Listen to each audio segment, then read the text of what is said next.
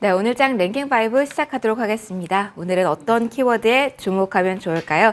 두 분의 아이디어 얻어보도록 할게요. 함께해 주실 두 분은요. ISL 이지원 대표, 차영주 MTN 전문위원 나와 계십니다. 어서 오십시오. 안녕하세요. 자, 오늘도 하나씩 키워드 열어서 이야기 나눠보도록 하겠습니다. 가장 아래쪽에 있는 키워드가 오늘 가장 무게감은 있는 키워드네요. 필라델피아 반도체 지수에 담긴 기대감, 미국장 훈풍 영향도 분명 있을 것 같고요. 그리고 전반적으로 지금 외국인이 대형 IT주에 대한 러브콜을 보내고 있습니다. 오전에는 OLED인가 싶었는데 반도체에 대한 관심도 높아지고 있어서요. 일단 사이즈 큰 IT에 대한 관심도 지금 상황 질문 드릴게요. 먼저 이지원 대표님께 여쭤보고자 합니다. 자, 오늘 전반적으로 잘 가고 있는 IT 대형주들이 많습니다. OLED 반도체 이렇게 저희는 봤는데요. 이 분위기 지금 어떤 위치에 나와 있는지 분석 들려주세요. 일단 이제 지금 IT가 우리도 마찬가지지만 미국도 조금 이번 주 들어와서 훈풍이 좀 불었고, 일단 IT 섹터 전체를 말씀드리면 보통 우리가 지난 과거의 사이클을 보더라도 금리 인상 중단 이후에 금리 인하가 되기 전 요 몇 개월의 시간 동안 대부분은 IT 섹터가 성적이 상당히 좋았습니다. 결국 이제 지금 만약에 시장이 좀 버틴다고 하더라도 경기 확장에 따른 경기 확장 랠리가 아니기 때문에 선별적으로 접근을 하셔야 되는데 이때 이제 성적을 좀 두각냈던 게 구조적으로 성장 가능성이 있는 섹터. 여기에 지금 현재는 IT 섹터가 좀 부합을 하고 과거에도 이 시기에는 대부분 IT 섹터 성적이 좀 좋았습니다. 그러니까 미국도 지금 빅테크 위주의 상승인데 우리도 이제 반도체가 바닥론을 좀 밝혀주고 있고 디스플레이가 지금 현재 어느 정도 좀 단기적인 멈춤을 봤는데 이거는 좀 구분할 필요가 있어 보입니다. 그러니까 반도체 같은 경우는 지금 폭발적으로 실적이 성장하거나 혹은 지금 시세가 난다라는 관점으로 보기는 어렵고 저점이 높아지는, 저점이 내려가지 않는다라는 바닥론에 접근해서 우리가 조금 접근을 하셔야 될 것 같고요. 반면에 이제 그 OLED 같은 경우는 단기적인 시각과 중장기적인 시각이 굉장히 좀 다릅니다. 특히 최근에 OLED 우리 점유율을 보면 소형 가전 OLED 점유율에서 삼성 그 디스플레이가 90% 넘던 점유율이 이제 60%대로 떨어졌거든요. 그러니까 대형 가전에서 LG 디스플레이도 역시 최근에 중국에서 대형 가전 관련된 OLED 제품이 출시가 되면서 점유율이 역시 조금씩 떨어지고 있습니다. 그러니까 이런 부분을 본다면 지금 당장 어떤 모멘텀, 정책적인 부분과 중국과의 그 모멘텀이 맞물리면서 어느 정도 단기적인 접근은 가능할 수 있겠지만 구조적으로 이걸 너무 길게 섹터 레벨업으로 좀 보기는 어렵다라는 관점으로 보시는 게 좀 좋을 것 같습니다. 그래서 이 부분은 그 투자의 시기를 좀 제한적으로 짧게 잡고 접근하시는 전략이 좋겠다. 이렇게 말씀을 드리겠습니다. 그럼 반도체에 관해서 요거 궁금해요. 최선단 12나노급 D램 양산 시작했다라는 뉴스가 나왔고 이 점에 대해서 상당히 긍정적인 평가도 나오더라고요. 오늘 인공지능까지 같이 움직임 나오고 있는데 이게 뭔가 게임 체인저라고 할까요? 뭔가 변화의 계기가 될 만한 뉴스는 아닌지요? 일단은 이제 어쨌든 반도체가 다른 기업들의 진입 장벽이 상당히 높고 기술 집약적 산업에서 지금 최근에는 고사양에 대한 부분에 대한 그 수요가 상당히 높아지고 있습니다. 오늘 그 대만의 TSMC도 역시 2나노급에서 애플의 물량을 전당 90% 이상 받는다라는 뉴스가 나오면서 상당히 좋은 흐름을 좀 이어갔는데 여기에 이제 상대적으로 대비해서 삼성이 그런 물량이 줄어드냐라는 관점을 좀 본다면 오히려 TSMC의 물량을 애플이 독점하면서 나머지 퀄컴이나 구글 같은 곳에서 발주를 낼 곳이 마땅히 없다라는 관점에서 삼성전자가 또 대안으로 떠올랐습니다. 그러니까 이런 시스템 반도체적인 부분도 있고 최근에 이제 그 메모리 반도체에 관해서도 시설 투자를 일부 줄이긴 하지만 5나노 이하급, 3나노 이하급에서는 오히려 시설 투자를 확대하겠다는 부분이 나왔기 때문에 아마 이 부분은 중장기적으로 삼성전자나 하이닉스 전체에 호재가 될 것 같고 다만 지금 당장 반도체가 실적이 폭발적으로 증가하는 게 아니라 재고 감소를 통해서 서서히 바닥에서 턴어라운드 한다는 관점을 좀 가진다면 당장의 어떤 이런 부분들이 불거질 때 단기적으로 접근하는 것보다는 좀 긴 호흡으로 분할로 좀 장기적인 대응이 가능하신 분들이 반도체는 접근을 하셨으면 좋은 전략이 될 것 같습니다. 그러면 하나 요거 살짝 궁금합니다. 연초에 저희 삼성전자 이야기하시면서 단기적으로 최고가 기준으로 보여주신 목표가가 8만 원이었거든요. 그런데 계속해서 6만 원 선에서 지금 몇 개월간 머물고 있어서 이 부분도 궁금하실 것 같아요. 호흡이 어느 정도 되시는 분이 8만 원까지 끌고 가실 체력이 지금 구간에 되시는 걸까요? 제가 봤을 때는 올 연말 3분기, 4분기까지 끌고 가시면 8만 원대 정도는 한번 볼 수 있을 것 같고요. 그러니까 만약에 우리가 반도체가 지금 바닥론을 지나서 실적이 실제로 개선되는 게 눈으로 보이는 건 아마 3분기 실적이 나오는 4분기 정도에 가야지만 그게 보일 것 같고 그때 아마 반도체는 상승 탄력이 좀 커져갈 수 있을 것 같습니다. 그러면 8만 원대 중기 가격대까지 보시는 분들은 연말까지 좀 생각을 하시고요. 다만 좀 장기적인 투자를 하시는 분들이라면 굳이 반도체를 올해 매도해야 될 이유는 없습니다. 올해 저점을 계속 높여간다면 상승 탄력이 크지는 않겠지만 적어도 내후년 정도까지 좀 긴 호흡으로 보시는 것도 괜찮다 이렇게 말씀드리겠습니다. 알겠습니다. 반도체 위주로 좀 질문을 더 드려봤어요. 그러면 위원님과는 OLED에 대한 이야기를 조금 더 해볼까 합니다. 어제 뉴스가 나왔고 오늘도 사실은 뉴스가 없는 건 아닌데 지금 대장주 역할을 했던 종목들 그리고 주변주까지 이제 흐름을 봤을 때 어떻게 지금 OLED의 향방을 보시고 계신지 궁금해요. 어제와 살짝은 다르다라고 보는 게 맞을까요? 어제도 말씀을 좀 드렸다시피 이제 저는 일관되게 보고 있습니다. 이제 시세는 어제 이제 OLED가 올라갔다가 오늘은 이제 좀 분산되는 모습들을 보여주고 있죠. 제가 어제 말씀드린 요지는 그거죠. 결국 수요가 경기가 이제 가장 중요하다라는 부분들이죠. 아무리 정책적인 지원이라든지 다양한 이슈몰이를 한다 하더라도 지금 IT 업계가 직면한 문제는 경기 둔화 플러스 수요 둔화죠. 이것을 극복해내지 않는다라면 단기 이슈에 그칠 가능성이 높을 수밖에 없다라고 보는 겁니다. 지금 이제 OLED 부분에 대해서는 뭐 다양한 트리거들이 존재하죠. 전장에 대한 부분들, XR 기기에 대한 부분들 있습니다. 하지만 자, XR 기기에 대해서 한번 여러분들 생각해 보시죠. XR 기기가 거론된 게 벌써 얼마죠? 제 기억으로도 한 3년 넘은 것 같습니다. 도대체 언제 나오는 건지는 모르겠고 일단 두 번째는 XR 기기가 나온다라고 해서 이게 과연 게임 체인저가 될 수 있을 것인가라는 부분들이죠.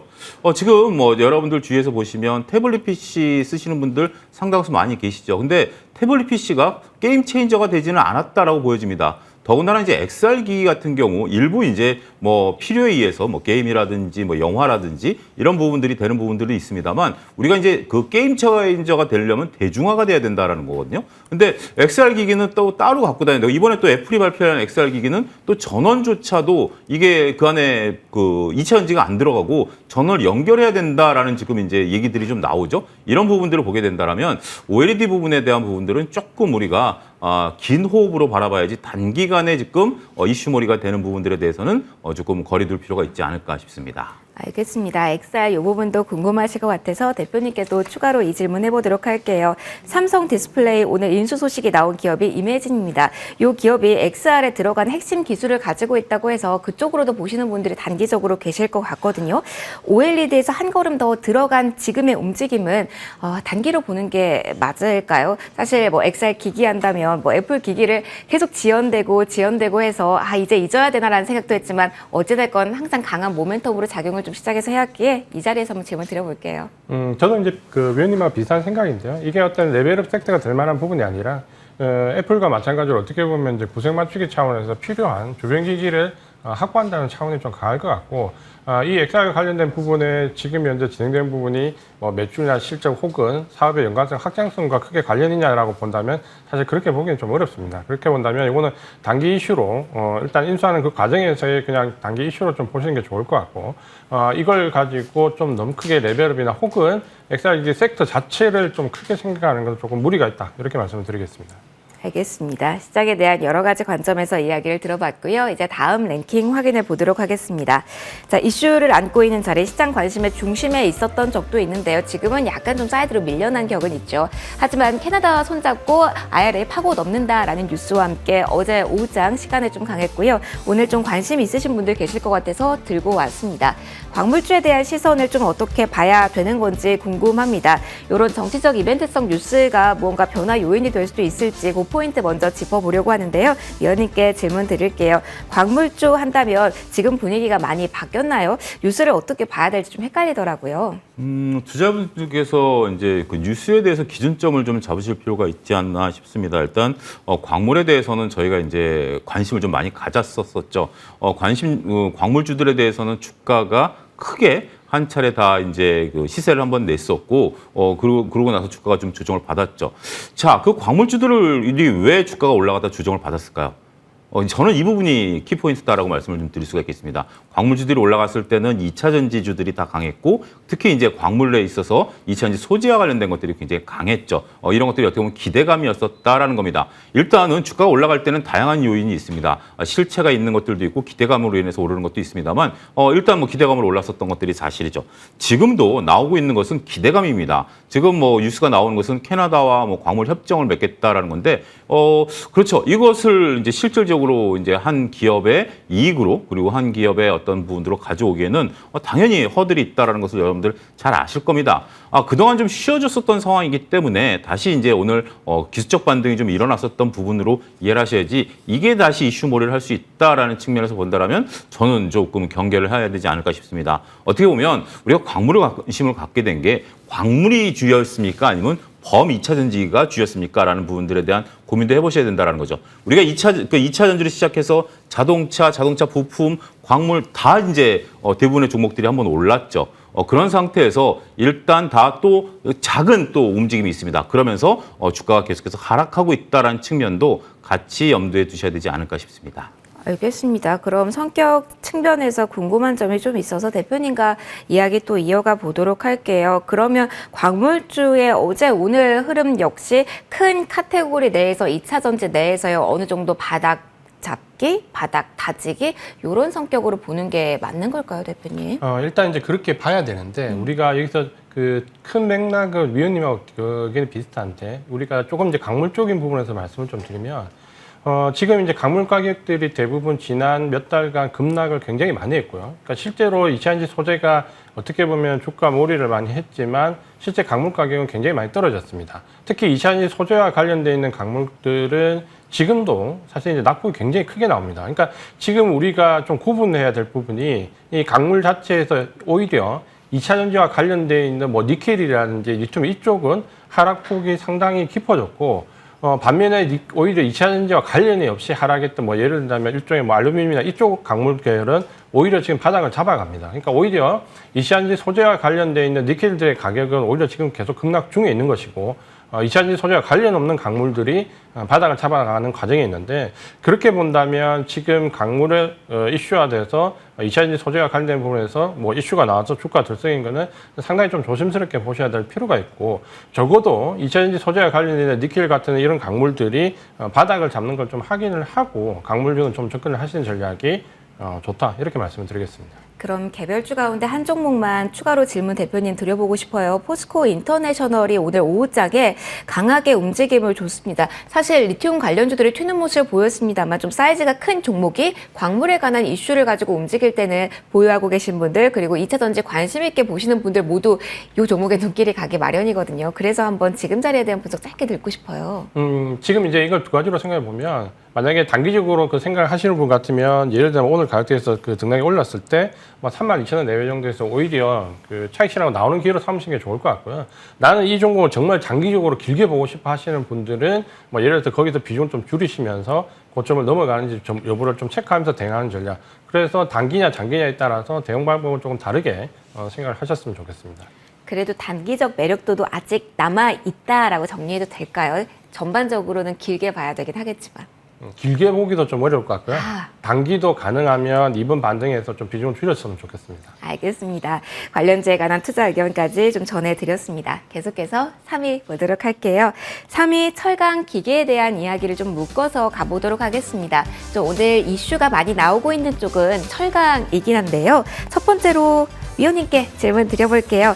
시세는 지금 뭐 중소형주가 뭐 많이 탄력이 둔화되긴 했지만 이슈화 측면에서 탄력도는 높고요. 기계는 무겁게 좀 연속성 보여주고 있습니다. 두 섹터 놓여 있는 위치가 다른데 지금 이슈의 무게 그리고 플러스 지금 매력도가 높은 쪽 어디로 보시는지 궁금합니다.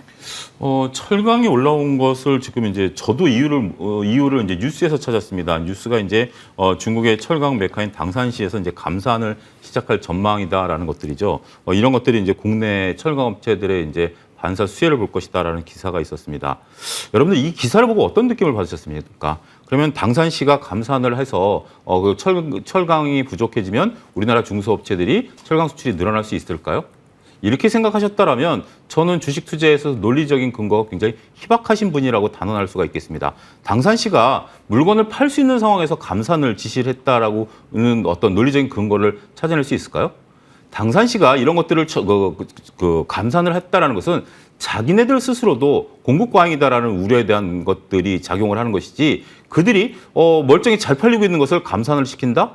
이런 논리로 생각한다라는 것은 저는 이것을 우리나라 기사를 쓰신 기자분에 대한 어떤 논리적인 부분들에 대한 의문심이 좀 들어갑니다. 일단 당산시가 감산을 했다라는 것은 물건이 안 팔린다라는 거죠. 그리고 공급이 과잉이다라는 것이지 이로 인해서 우리나라 중소업체들이 수혜를 볼 수 있다?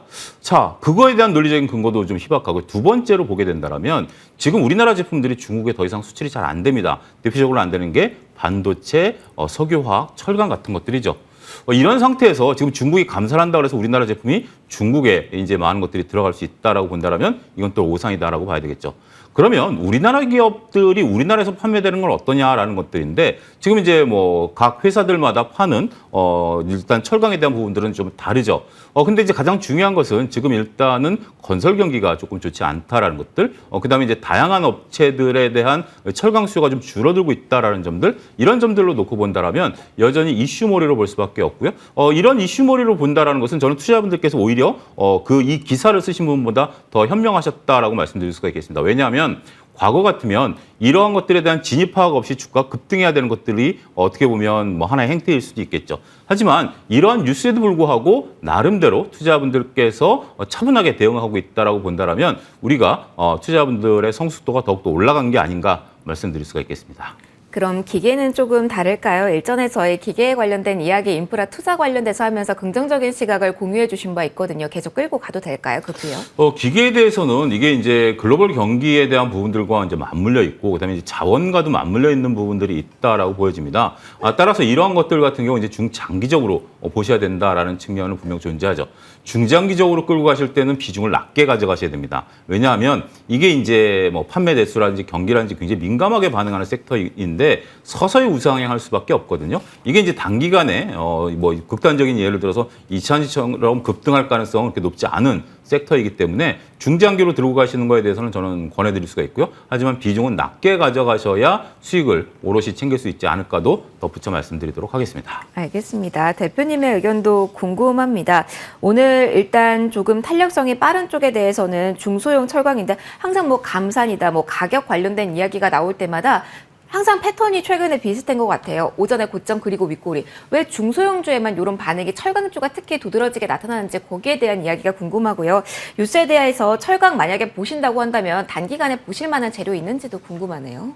일단 이제 왜 중소형주가 움직이냐. 그 대형주가 못 움직이기 때문입니다. 그러니까 역으로 생각하면 대형주가 움직일 상황이 아니다라는 거고 대형주가 움직이지 않는다는 건 펀더멘털이 좋지 않다라는 거죠. 그러니까 좀 전에 이제 위원님 말씀하셨지만 지금 중국에 대한 감산 효과도 저도 좀 회의적인데 그걸 지금 가장 바로 밑으로 볼 수 있는 게 철강에서 우리가 좀 주목해야 될 부분은 수급입니다. 그러니까 철강주가 지금 대부분의 투자자들이 인지하지 못하는데 거의 대차장고에서 코스닥 전체 섹터에서 거의 1위를 독보적으로 다툽니다. 이게 무슨 말이냐면 지금 우리가 IT 쪽에서 그 공매도를 상당히 걱정을 하고 있는데 2차 전지 쪽에서 사실 그것보다 지금 철강업종에서 대차장고 늘어난 걸 보면 이미 작년 12월 달 고점을 넘어간 지가 상당히 오래됐고 이 대차장고가 급격히 늘었다라는 것은 공매도가 잠재적인 공매도를 포함해서 상당히 대기 물량이 많다는 건데 지금 보시면 포스코나 특히 현대제철 같은 경우에 보면 포스코가 2차전지 소재 관련된 부분에서 조금 비켜갔다라고 한다면 현대제철 우리가 예로 본다면 지금 공매도 비중이 거의 매일 그 두 자리 숫자, 그러니까 대형주임에도 불구하고 20% 가까이 매일 나오고 있습니다. 그러니까 이런 부분들을 좀 본다면 지금 현재 그 철강업종 전체에 대한 오히려 하방 배팅이 지금 앞으로 급격히 늘 수 있다는 부분을 우리가 조금 경각심을 좀 가져야 되고 그렇게 본다면 여기에 대한 접근이 뭐 예를 들어서 포스코 관련된 종목들에 2차 전지로 접근하는 것도 사실은 상당히 위험성이 좀 내포되어 있습니다. 그러니까 그걸 한번 체크를 좀 해보셔야 되고 또 하나는 그 기계와 관련된 부분에서는 이걸 섹터별로 조금 낮출 필요가 있습니다. 그러니까 뭐냐면 예를 들어서 뭐 원전 기계인지 건설 기계인지 혹은 또 다른 그 관련된 기계인지에 따라서 좀 다르고 지금 실적이 좋아서 주가가 큰 폭으로 뛰었던 거는 주로 북미 쪽의 건설과 관련되어 있는 건설 기계 쪽이죠. 뭐 현대, 두산, 인프라코어나 뭐 두산 파켓이나 이런 쪽이 실적이 좋았고 주가도 급등했는데 최근에는 이제 이 급등했던 종목들이 급등과 급락을 좀 반복하는 경향이 있습니다. 그러니까 지금 보유하고 계신 분이라면 수익을 좀 극대화할 수 있겠지만 이 변동성이 커져가는 고점에서 신규로 접근하기는 또 만만치가 않습니다. 그러니까 이런 부분을 좀 본다면 지금 철강 업종은 상당히 보수적으로, 기계 업종은 건설 기계 쪽으로 좀 선별적으로 접근하시는 전략이 좋다, 이렇게 말씀드리겠습니다. 알겠습니다. 좀 구분돼서 봐야 되는 포인트가 많네요. 정리해드렸으니까 다시 한번 생각해 보시는 거 좋을 것 같아요. 저희 그리고 2위로 넘어가도록 하겠습니다.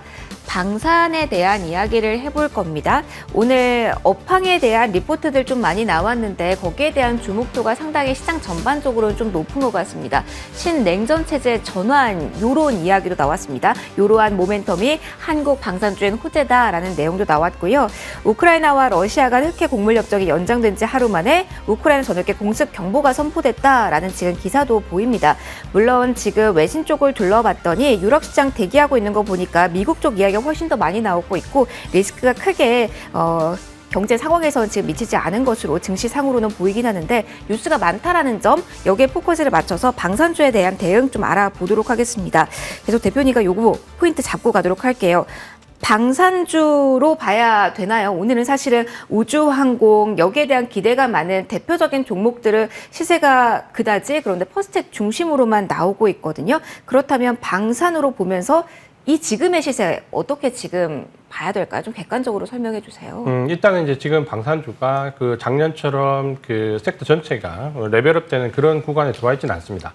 주가 조정도 상당히 좀 받았고, 물론 이제 개별적으로 지금은 방산주라 하더라도 개별적인 실적에 따라서 등락이 좀 내려가는 정도나 상승하는 정도가 좀 갈리는, 어떻게 보면 이제 여기서부터 정말 개별 종목의 실적에 따라서 좀 나뉘는 시기입니다. 근데 이 섹터 전체로 본다면 우리나라도 마찬가지지만 우리만 그런 게 아니라 미국이나 유럽도 방산주가 작년 12월을 고점으로 대부분 한풀 꺾였습니다. 그러니까 이 부분이 좀 중요한데 섹터 자체가 지금 글로벌하게 방산주에서 자금 유출이 좀 많았다라는 부분을 인지를 좀 하셔야 될 것 같고요. 특히 이제 그 여기에 대한 대안으로 항공 우주 관련돼 있는 방산 쪽은 러시아 우크라이나 전쟁 양상이 바뀌면서 상당히 좋을 것이라는 기대감을 했는데 여기에 이제 또 올 초에 문제가 좀 걸렸던 게 로키드 마틴을 보면 실제로 생산하기 위한 공급 부족 문제에 지금 굉장히 시달리고 있습니다. 그러니까 러시아 우크라이나 전쟁이 깊어지면서 로켓 관련돼 있는 추진체나 로켓 관련돼 있는 전방위 부품에서 지금 공급 쇼테이지를 겪으면서 정상적으로 생산이 이루어지지 않고 있습니다.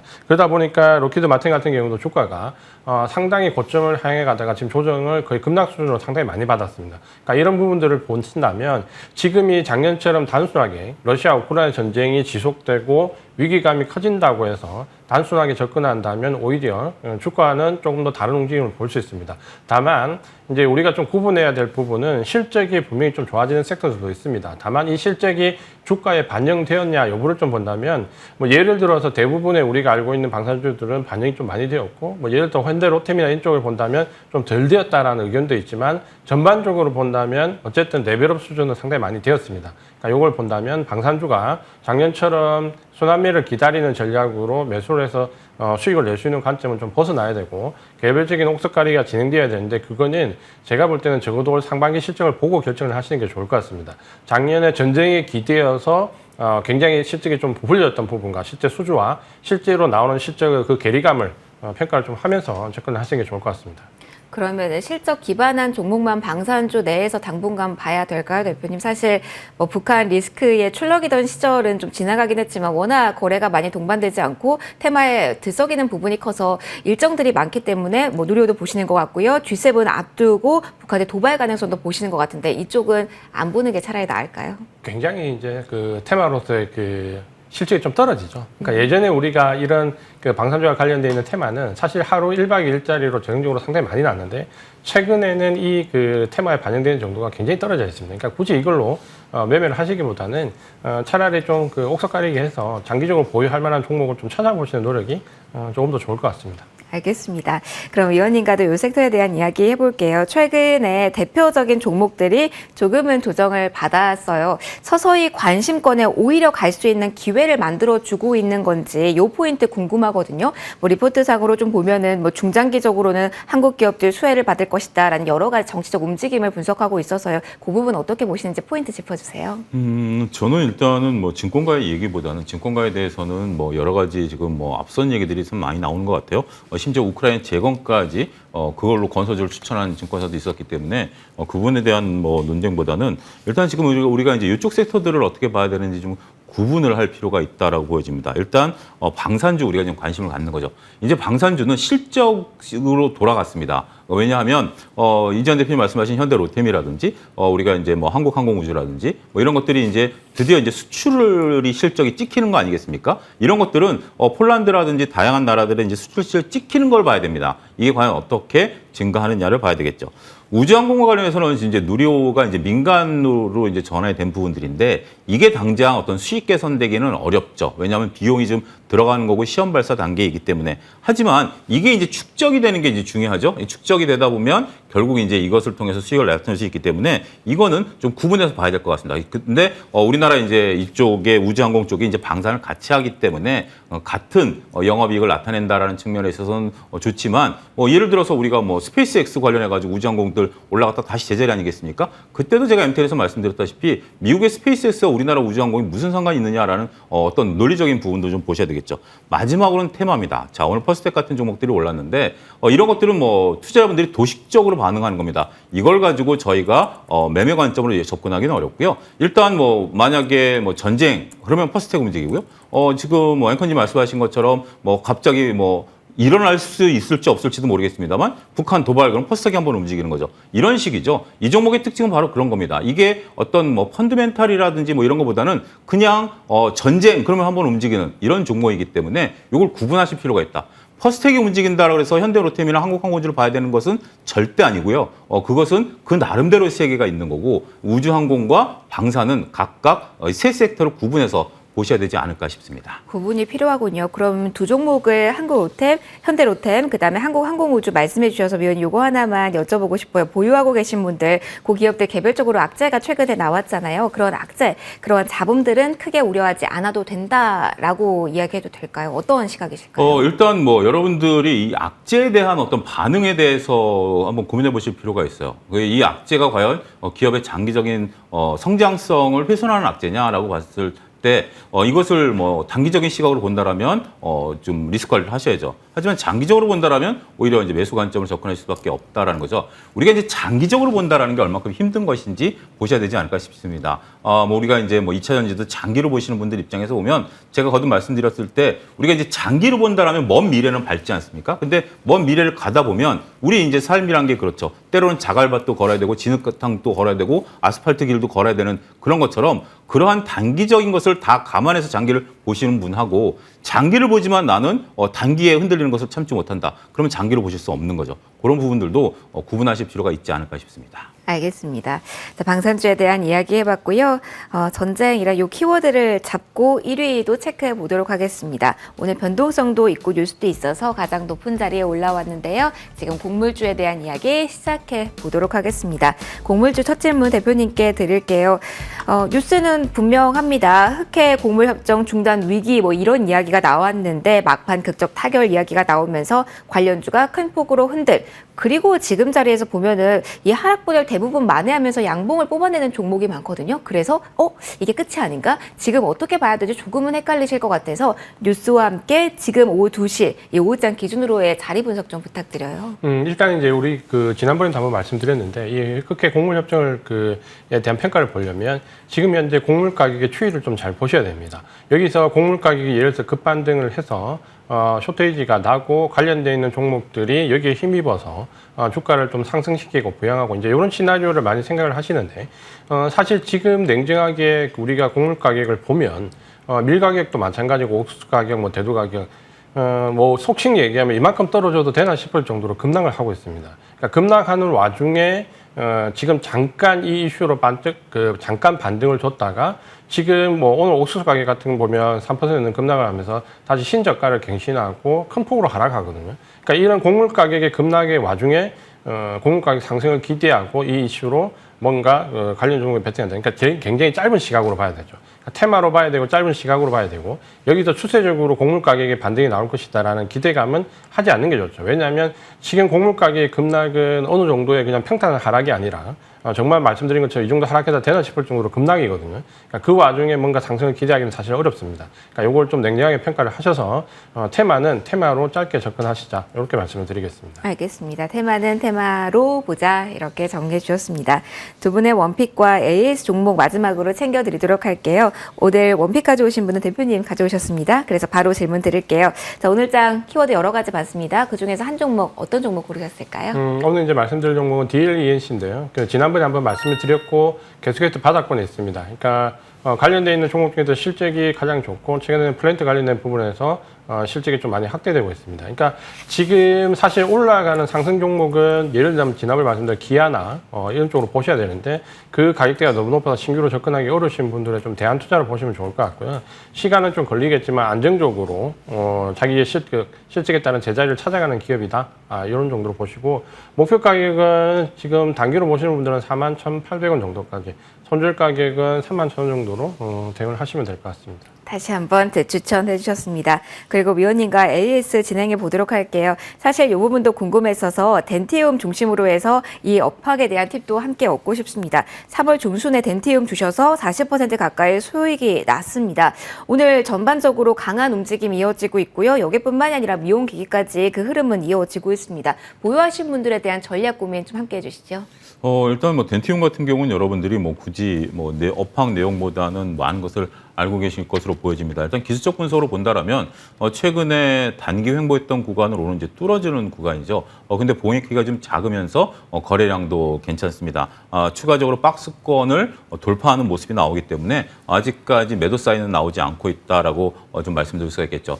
덴티움이 주식시장에서 부각이 된 게 제가 이제 처음 덴티움을 말씀드렸을 때가 오스템 임플란트의 공개 매수 때였습니다. 오스템 임플란트가 이제 공개 매수를 통해서 상장 폐지가 되면 결국 펀드 입장에서 그 임플란트를 끼워 넣는다라면 뭐 예를 들면 제약바이오 쪽에 투자하는 펀드 매니저가 임플란트를 끼워 넣는다라면 기존에 예를 들어서 뭐 1000주를 사야 된다. 그럼 오스템 임플란트 500주, 덴티움 500주였지만 이젠 덴티움 1000주를 가져갈 수밖에 없는 그 논리를 일찌감치 MTN에서 말씀을 드린 바가 있습니다.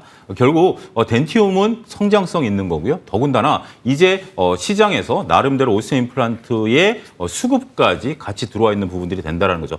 성장성에 대해서는 우리가 이제 의심할 여지가 없죠. 우리나라에서는 이미 뭐 어느 정도 포화 상태라 하더라도 뭐 요즘 뭐 제 주위에서도 이제 50 넘으면 임플란트 한두 개는 뭐 일상적인 부분들인데 문제는 이제 이게 인도네시아, 중국, 그다음에 베트남으로 들어간다라는 거죠. 우리가 이제 그쪽 분들도 가끔 뭐 유튜브나 이렇게 보면 치아가 안 좋으신 분들이 상당수 존재하고 계신데 그분들 시장까지 먹기 시작했다라고 보면 성장성은 계속해서 끌고 갈 수밖에 없지 않을까.